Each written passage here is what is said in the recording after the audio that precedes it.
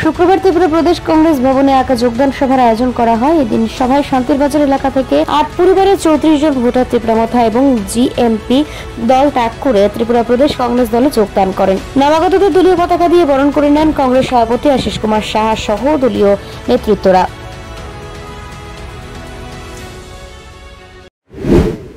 আজকে আমাদের ভারতীয় জাতীয় কংগ্রেস দলে শান্তির বাজার বিধানসভা নির্বাচন ক্ষেত্রে ৮ জন তাদের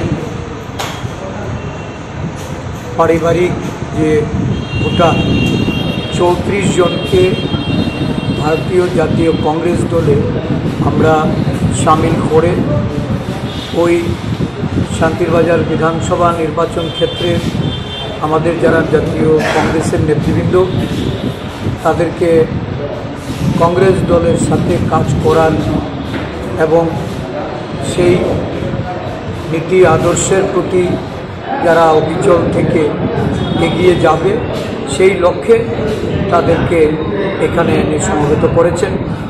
আমি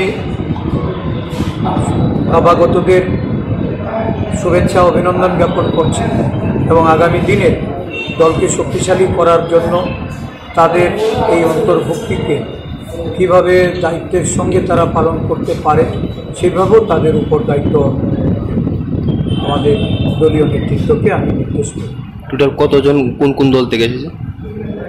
একজন এসছেন কমিউনিস্ট পার্টির গণমুক্তি পরিষদের যিনি সক্রিয় কর্মী ছিলেন, আর ৮ জন এসছেন ওরা ত্রিপুরা মথা দলে এতদিন কাজ করেছেন, ত্রিপুরা মথা পরিত্যাগ করে আজকে কংগ্রেস দলে যোগদান করেছেন। মোট ৩৪ জন ভোটার এই কংগ্রেস দলের সঙ্গে আজকে যুক্ত হচ্ছে।